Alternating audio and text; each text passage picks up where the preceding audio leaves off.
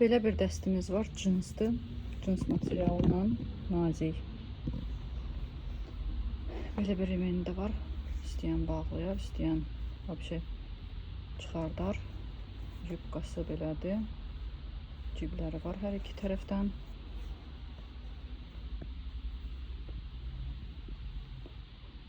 Bunların rəngləri də var. Bir göstərim sizə.